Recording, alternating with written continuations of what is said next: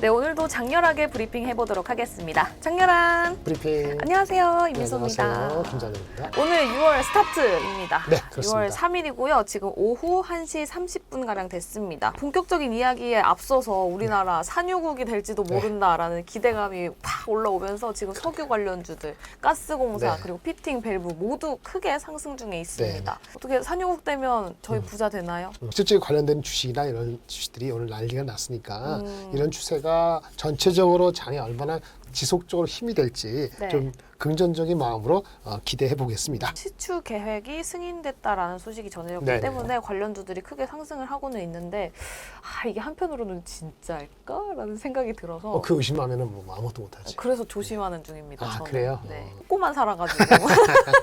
그럼 이제 본격적으로 들어가 보도록 하겠습니다. 지난주에 금요일 PC가 발표가 네, 됐어요. 그렇죠. 네네. 그러고 나서 금리 인하 네. 9월달 가능성이 좀 또 다시 올라갔죠? 좀 올라갔죠? 네. 네네. 부합하게 나와서 다행입니다.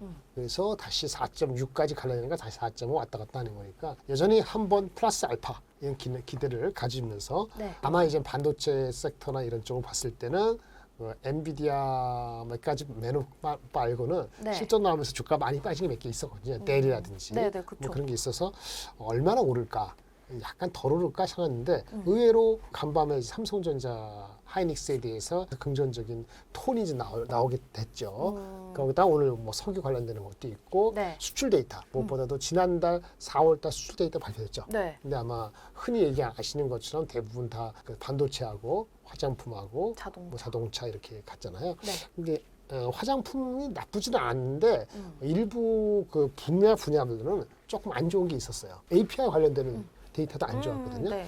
근데 API 관련된 데이터가 그게 정확한지 의문이다라는 사람도 있어서 그러니까 화장품 이실현이 나오는 거죠. 돈에 자금이 엄청 많아서 화장품 그대로 있고 나머지 더 사.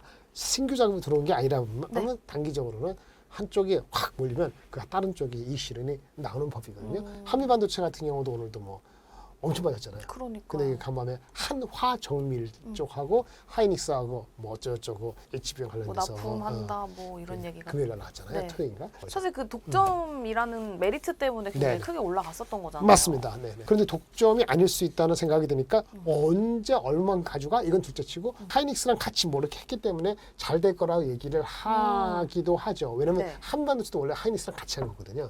그렇게 따지면 사실은 시간의 문제지 어느 정도는 뺏길 수도 있다는 생각을 주식시장 입장에서는 미리 선반영하죠. 그렇죠. 그러니까 이제 주가가 많이 빠진 거고 반대로 하나 에어로스페이스가 한화정밀을 100% 갖고 지분을 자회사 갖고 있으니까 네. 하나 에어로스페이스가 이거 웩도 도구죠. 네, 네. 그 꼬리가 몸통을 흔드는 식으로 네. 된 거죠. 한미 반도체가 TC 본도를 하는 게 매출이 올해 뭐 누구는 4천억, 누구는 3천억, 3, 4천억, 내년에는 5천억 되거든요. 대충 잡아서 4천억 한다 합시다. 그럼 얘가 갑자기 들어간다 해서 30% 50%는 안 될 거 아니에요. 네, 네. 1, 20% 잡으면은 4천억에 1, 20%면 얼마야? 한 몇 백억, 5, 600억 되는 거잖아요. 네. 글쎄요, 그 시가총액 비중이 얼마나 될까? 내가 봤을 때는 하루의 변동성이 한 5에서 한 6%면 적당한 것 같아요. 5에서 6%요? 근데 지금은 조금 과한 하나 측면이 에어로스페이스에 있다. 그렇게 하고 마음 먹고 갔거든요. 네. 뭐 왔는데 아침에 뭐 20% 25% 네, 오르면서 네, 네. 하나 에어로스페이스가 10몇 프로 이것 때문에 오르는 왜냐면 하나 정밀이 잘 된다 하자고요. 근데 그거는 지금 100% 지분이니까 잘 되면 펀딩도 해야 되지 않겠어요? 그럼 지분이 또 내려갈 수도 있고 그렇죠. 나중에 또 인적 분할이나 뭐 하게 되면 또 자기게 다 아닐 수도 있는데 네. 하나 정밀을 살 게 없다 할 수 없으니까 하나 에어로스페이스로 좀 과하게 근데 약간 지금 10몇 시장이 프로 좀 그런 것 같아요. 그런 좀 것 새로운 이슈, 신선한 먹거리를 찾아다니는 것 같은데 왜냐면 한미반도체에서 어쨌든 맨날 호재만 나오다가 악재 이만큼 탁 나오니까 사람들이 이제 수익 실현하겠다라는 그렇지. 생각이 딱 드니까 너나 그럼 똑같잖아요. 적이다 이러고 이제 맞아요. 저쪽으로 가는 거죠. 맞아. 그런 하여튼 무게축의 움직임이 나다 보니까 좀 과하게 빠지고 아까는 지금 좀 내려왔지만 과하게 올라간 기분이 없지 않아 있다. 이 정도 말씀을 드리겠습니다. 델. 네. 거기가 뭐 월가에서 혹평이 나왔다고 하던데 네. AI 서버 마진이 그렇게 그렇죠. 별로 좋지 않다. 맞아요. 이게 약간의 저런 명칭을 AI 패러독스라고 얘기했거든요. 패러독스는 역설이죠. 네. AI가 좋은 거잖아요. 근데 AI를 막 추진하고 거기 투자하는 과정에 이거는 왜 안 좋고 이거는 왜 이렇게 못 따라오지? 그런 역설적인 게 두 가지 보였거든요. 네. 델입니다. 델. 델은 컴퓨터 회사를 알고 있는데 주식의 흐름은 서버에서 좌우되고 있거든요. 델하고 HP도 마찬가지예요. 네. HP도 이번 주에 실적 발표합니다. 델이 실적을 금요일에 발표됐죠. 실적은 잘 나왔어요. 네. 특별히 뭐 이슈가 없는데 얘네 중에서 서버 중에서도 AI용 서버가 있거든요. 그것도 네. 잘 나갔어요. 한 100% 성장하고 매출도 17억 달러 했는데 아직은 전체 매출 차지하는 비중이 한 7%밖에 안 된다 하는데 문제는 이겁니다. AI 서버 마진이 거의 제로래요. 마진이 없다고. 서버 만드는 회사가 델만 있는 게 아닐 거란 말이에요. 아까 지금 말한 네네네. HP나 말씀드렸죠. 네. 그다음에 슈퍼마이크 컴퓨터라든지 아니면 HP도 그날 어저께 한 5% 빠졌거든요. 경쟁사예요. 서버에서. 네. 그러니까 가격 경쟁이 서버에서 심한 거 아니냐. 그러니까 AI라는 걸 가는 건 맞는데 그 과정에 네. 그 AI 칩은 GPU를 만드는 회사 엔비디아 먹고 그다음에 그거에 짝꿍인 HBM은 만들 사람 없으니까 하이닉스 먹고 그렇죠. 근데 그걸 봐서 서버를 만드는 서버 업체는 네. 마진이 정작 없는 거야.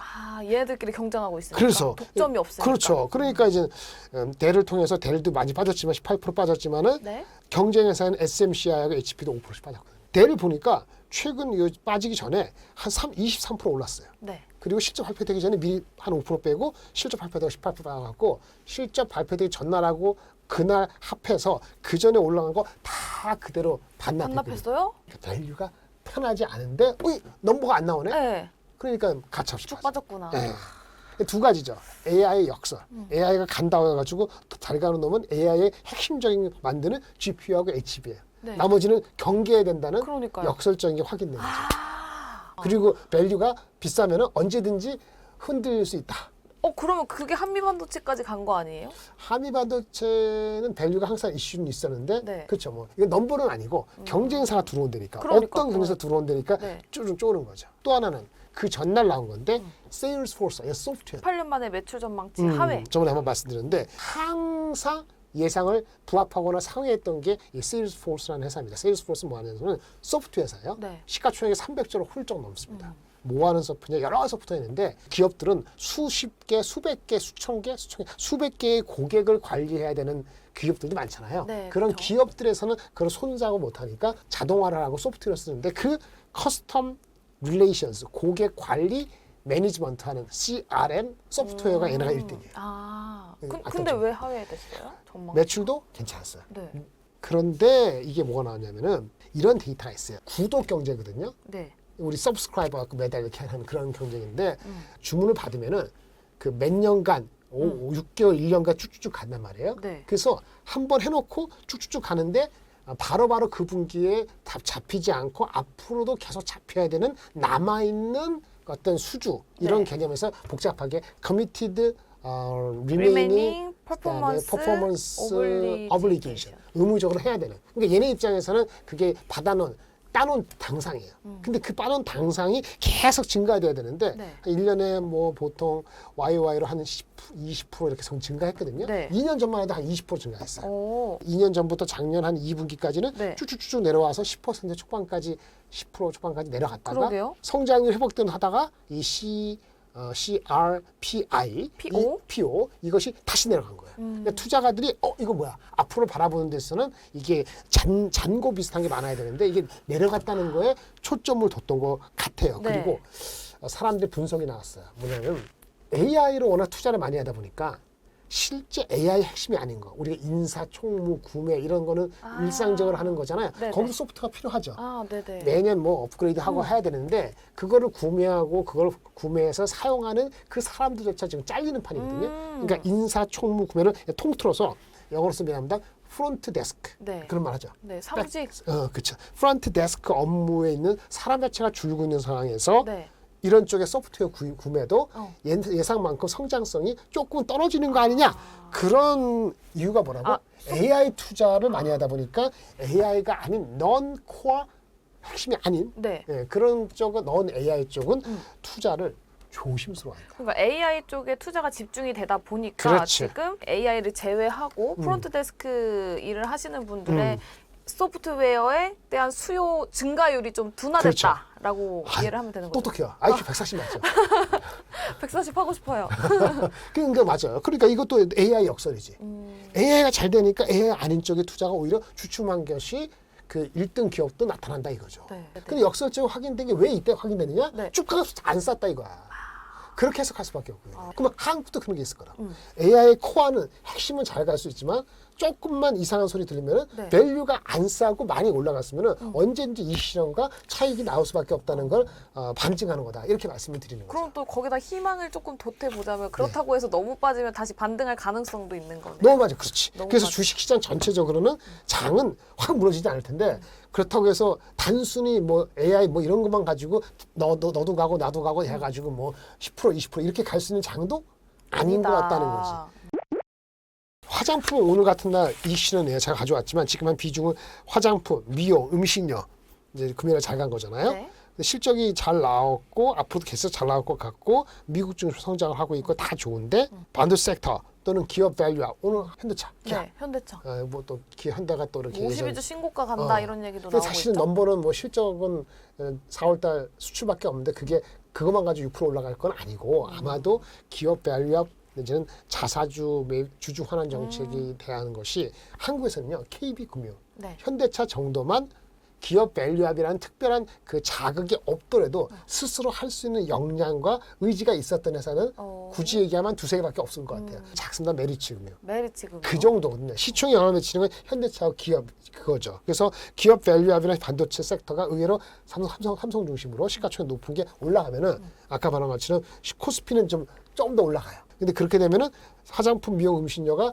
실적이 좋음에도 불구하고 주가는 이익 실현과 차익 실현이 나올 수밖에 없는 그런 아이러니가 같이 있는 거다. 지금 오늘은 그게 발현되고 있다. 이렇게 말씀을 드릴 수 있겠고요. 네. 두 번째 이제 AI 관련 주식은 미국 주식하고 한국 주식 나눴는데 근데 아직까지는 나는 한국보다는 미국이 좀 편해요. 네. 미국이 잘 가더라도 한국이 못 갈 때가 있거든요. 그래서 한국을 제가 지금 낮게 잡고 있어요. 네. 현재로. 근데 미국에서는 뭐든지 다 가는 게 아니고 아까 말한 것처럼 델, 네. 이 세일스포스 이런 것처럼 AI 역설이 나올 수 있거든요. 그러니까 조금이나마 애매한 거는 빼라. 그럼 뭐냐? 엔비디아, 마이크로소프트, 구글. 그런 중심. 네. 그리고 6월 11일 날 다음 주에는 애플의 All I Develop 컨퍼런스에서 애플이 진짜 뭔가 보여주느냐. 네. 따라가지고 온 디바이스 계통이나 아니 AI에 동참하는 가능성이기 때문에 애플까지. 온 디바이스 AI로 간다 그러면은 퀄컴과 브로드컴. 네. 네트워킹이 더 중요하니까 네. 이 정도까지가 제 핵심입니다. 근데 반도체가 전반적으로 다 되면은 미국이 반도체 순수 반도체 주식도 가겠죠. 네. 근데 내가 봤을 때 순수 반도체 미국보다는 한국이 나. 어. 마이크론보다는 한국이 낫다. 제가 땅땅땅. 마이크론보다는 한국이 낫다.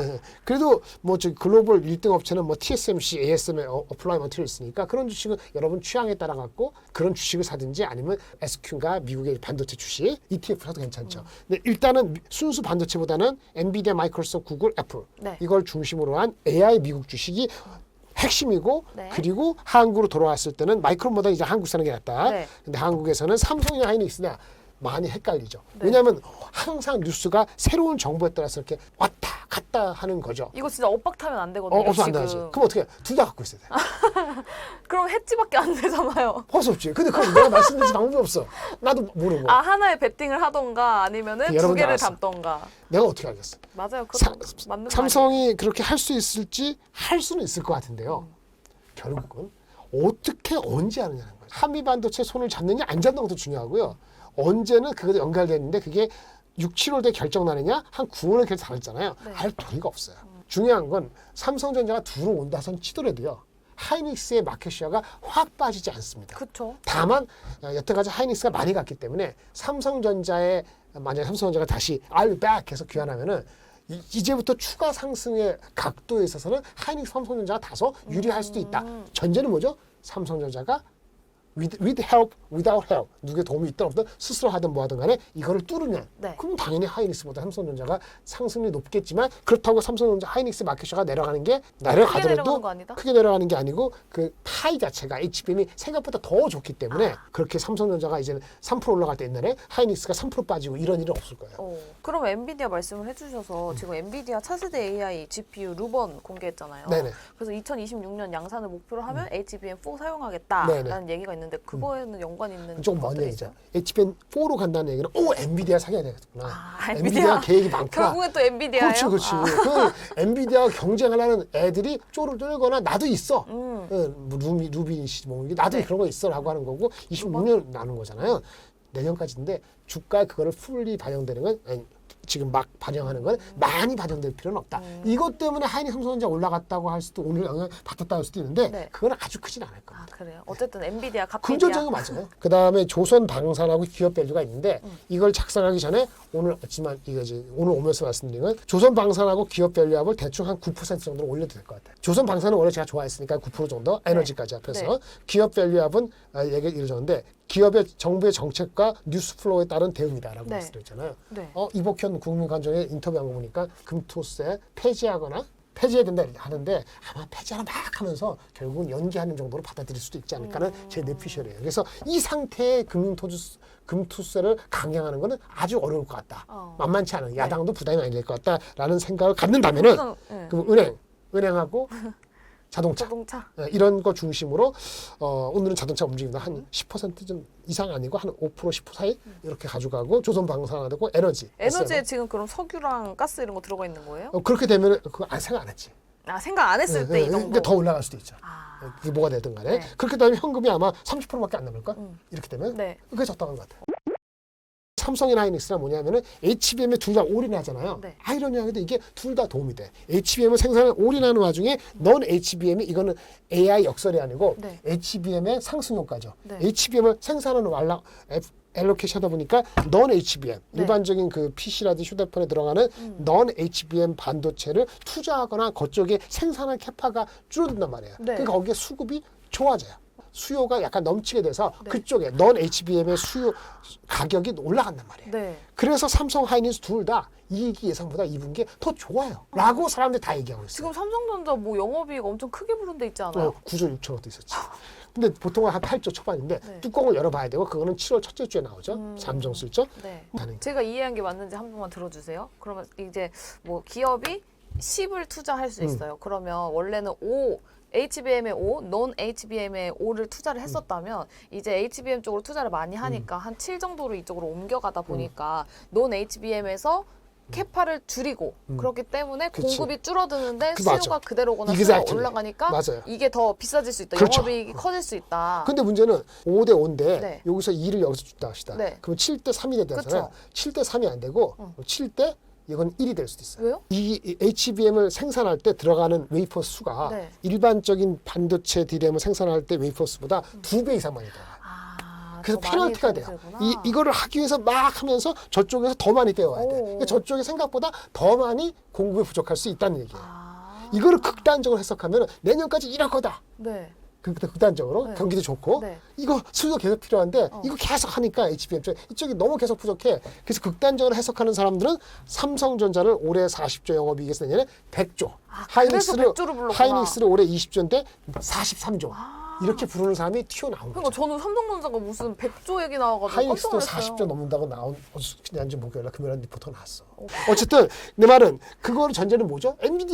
HBM 엄청 잘 돼야 되잖아요. HBM 엄청 잘 되는 건 뭐죠? 엔비디아 계속 공공엔진을 전제를 깔지 않으면 천천히. 그러니까 HBM이 잘 된다는데 그런 GPU 엔비디아가 잘 된다는 걸 전제를 깔지 않으면 이게 다 그쵸. 사상 분광이잖아요. 맞아요. 그러니까 어디를 투자하는 엔비디아를 먼저 투자하는 게 맞죠. 어쨌든 엔비디아가 잘 나가야 얘네가 따라가는 거니까. 그렇지. 근데 엔비디아가 떨어지면서 한국은 더 떨어질 수 있는데 네. 엔비디아가 버텨주면은 그도 한번 해볼 수 있잖아. 아우 재밌다 오늘 삼성전자랑. 나 오늘 재밌어. 아 너무 재밌다.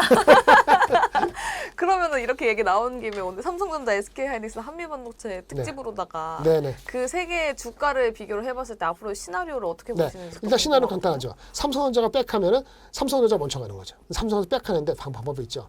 한미반도체를 등에 업고 백하면 삼성보다는 한미가 먼저 가는 거죠. 오늘은 저는 그렇지 않습니다만. 네. 그래서 삼성전자가 한미반도체 없이 스스로 하겠다면 삼성전자, 한미, 하이닉스. 한미반도체 받게 돼 한미만 받으면 한미가 먼저 가고 삼성전자, 하이닉스인데. 한미반도체가 삼성전자까지 들어가면. 그렇지. 그러면 한미전자 먼저 가고 네. 삼성, 하이닉스인데 근데 하나가 들어오는 바람에 완전히 들어온다고 하는 것 때문에 이게 아. 완전히 이상하게 지금 돼버리죠. 시나리오가 좀 뒤집어졌어요. 하나가 들어오게 되면은 언제가 들어온다고 가정을 하면은 말이죠. 네. 그러면 왜 들어올까? 하이닉스가 한미반도체에 매달리고만 싶지는 않다. 그 흔히 얘기했을 때 벤더라는 것은 우리 자기가 공급하는 업체죠. 네. 공급하는 업체를 2개 가져가면 2원화, 3개 하면 3원화, 네. 더 많이 가지면 다원하잖아요. 네. 한미반도 말고 다원하고 싶다는 얘기죠. 그 그래서 파트너 받겠다. 중에 받겠다 그러면 한미반도 어떻게 할까? 삼성한테 할 수도 있겠지. 그렇죠. 생각 안 했던 걸 할 수도 있고 아니면 마이크론한테 더 할 수도 있고 어. 심지어 만약에 몇 년 뒤에 아니 몇 년 뒤에 모르지만 중국에서 뭐 깝죽거리면 중국한테 팔 수도 있겠지. 어쨌든 이렇게 되면 중요한 건 하이닉스는 손해볼 게 없죠. 그렇죠. 얘네한테 했는데 얘네한테 새로 받을 수 있는데 네. 그렇다고 한미반도체에서 나 치워 하이닉스한테 안 공급해 이럴 수 있어요? 안 거기가 그럴 거 아니에요. 못 네. 하잖아요. 네. 그래서 하이닉스는 손해볼 게 없는 거예요. 하이닉스는 다만 삼성전자가 얼마나 세게 들어오느냐 그 제품이 얼마냐 그것만 바라보고 있을 뿐이다. 이렇게 말씀을 드릴 수 있어서 지금은 그래서 한미반도체가 오늘 이익 실현이 많이 되고 있을 수밖에 없고 이거는 하이닉스는 나쁘지 않고 하지만 삼성전자가 스스로 알아서 온다고 하자면 삼성전자가 억눌렸잖아요. 그리고 금리 인하가 결국은 한다 그러면은 한국의 대표주를 먼저 사기 때문에 네. 지금은 삼성전자가 단기적으로 더 이슈가 된다 이렇게 말씀을 드릴 수밖에 없습니다. 이거. 알겠습니다. 그러면 최근에 또 나왔었던 리포트들 중에서 좀 소개시켜주고 싶은 종목이나 리포트 따로 있습니까? 그 리포트는 정도는 이제 종목에 담아봐도 좋을 것 같아요. 유심히 봐도 좋겠다. 리포트가 좀 애매해요. 구리 하는데 그런 걸 조금 이제 타이밍이 늦었어 이제. 구리 같은 거. 그러니까요. 그 리포트 관련돼서 6월 3일 오늘자 대신증권의 커모더티라는 리포트가 있어요. 구리에 대해서 얘기하고 있어요. 구리가 최근에 빠졌죠. 네. 맞은 이유가 엄청 올라갔다. 맞았는데 수요의 이슈는 아니다. 워낙 구리 가격이 올라가니까 대체재인 알루미늄 가격이 올라가면서 투기 세력이나 아니면 일부 세력들이 5월 초 설날부터 임계점에 가다 보니까 아직 구리보다는 알루미늄이야. 이렇게 수요가 옮겨간 게 있지 않느냐. 그다음에 구리를 만들면 구리가 있을 거 아니에요. 구리가 여러 나라가 있는데 러시아산 구리가 그러니까. LM이라든지 뭐 시카고 이런 데서 거래되는 익스체인지에서 탈퇴? 제가 정확히 모르겠는데 거기서 거래가 못 한답니다. 네. 그러면 그거를 어디다 파면 중국 마켓에서 판다. 네. 중국에 약간 물량이 들어갔다 이런 얘기 있거든요. 근본적으로 뭐 전력이 부족해서 구리가 한다는 이 스토리가 다른 게 아니고 주식은 워낙 왔다 갔다 하는 거니까 이게 워낙 주식도 마찬가지 원자재 마찬가지로 워낙 최근에 올라갔기 때문에 네. 빌미 여지가 그런 두 가지 공급 측면하고 네. 알루미늄 대체재라는 그 측면에서의 수급의 변화가 있어서 빠진 거다라고 얘기를 했거든요. 네. 한번 이렇게 기스가 가면은 다시 올라가더라도 정보 좀 빨리 가지 못할 수도 있기 때문에 이 리포트 한번 보시기 바라고요. 네. 탑픽 종목 하나만 주세요. 종목 탑픽이 없어요. 없어요? 없어요. 지금 왜냐면 화내시려고 그랬죠, 저한테. 2,850 정도 불러야지 부를 게 많은데 그게 딱 갇히다 보니까 애매한 거야. 기업 별리합이 되면은 네. 자동차 괜찮죠. 그 정도고 석유화학 되면은 뭐 조선주도 나쁘지 않고 조선주가 하게 되면 덜 간 주식이 많으니까 네. HD 현대중공업이라든지 현대차도 괜찮아 보이고 네. 이 정도 말씀을 드릴 수 있겠고요. 시장을 좋게 보면은 금리가 결국 두 번 이내야 세 번은 아니고 한 번, 두 번 이내한다면은 억눌렸던 삼성전자가 다크호스다. 그렇다고 하이닉스를 숏한다 이건 아닌 것 같고 이렇게 세 가지 한국의 대표주가 힘을 받아가기 때문에 한국의 대표주 큰 주식을 더 먼저 보시고 너무 작은 주식은 왜 작은 주식이 다 날아갈 정도로 장의 유동성이 어번던트한 건 아니에요. 근데 넘치는 건 아니라고. 네. 아직은 있지만 그래서 중소형보다는 대형주를 가져가는 게 맞다라는 생각을 말씀을 드리겠습니다. 그리고 구리 같은 거는 조심하시기 바라고요. 네. 여러분 혹시 SK 회장님이 이혼한다 그래서 SK 주식을 많이 사는데 혹시 SK 주식을 사려고 한다면은 이 리포트를 꼭 읽어보시고 하시기 바랍니다. 네. 지난주 금요일에 나온 미래에셋증권의 SK 리포트 목표 주가 27만 원. 27만 원. 이게 SK는 지주회사거든요. 수많은 지주회사, SK 이노베이션, SK 텔레콤, 뭐 많아요. SK 스퀘어도 있고 그리고 그다음 비상장에서 SK 실트론도 있고 많은 회사들의 가치를 장부 가격, 뭐 시가총액 뭐 이렇게 해가지고 자기가 50%를 할인해서 넣은 게 27만 원이래요. 네. 근데 지주회사는 할인을 많이 할 수도 있거든요. 그래서 한 60% 할까요? 그럼 21만 원 돼요. 네. 21만 원? 네. 28만 원? 아직도 룸이 있어. 네. 근데 최태원 지점이 혹시라도 전 와이프한테 그 주기에서 1조 5천 주기에서 혹시라도 루머입니다. 신문에서 가능성 했기 때문에 SK 실트론 주식을 판다고 하면은 실제 팔 수 있으면은 이거 아무 이슈 없어져요. SK 실트론에 대한 가치에 대해서 이 SK 미래에셋증권의 5월 30일 리포트를 보시면은 SK 안에 몇 자회사에 가치 평가를 하고 있거든요. 그 분이 하신 거에 의하면은 SK 실트론 가치가 5조 후반대야. 근데 최태원 회장이 갖고 있는 지분이 29.몇 %거든요. 네. 30% 잡고 0.3 곱하기 5.7 하면은 얼마야? 1조 4천 원 정도 나오죠. 네. 그게 딱 떨어지잖아요. 그래서 사람들이 그 얘기를 하는 거예요. 만약 그렇게 되면은 SK 주식을 최태원 회장님이 뭐 하기 위해서 뭐 주식을 뭐 주가를 어떻게 부양해야 된다 이런 그런 스페큘레이션에 의해서 SK를 사신다면은 네. 그 SK는 한계가 있다. 네, 6월에 첫 거래일 날 이렇게 장렬하게 브리핑을 해봤습니다. 제가 진짜 꿀밤 맞을 각오를 하면서 탑픽까지 여쭤봤거든요. 그럼 어떨까? 그렇다면 저희는 다음 주에 더 장렬하게 돌아오도록 할게요. 장렬한 브리핑. 다음 주에 만나요. 바이바이.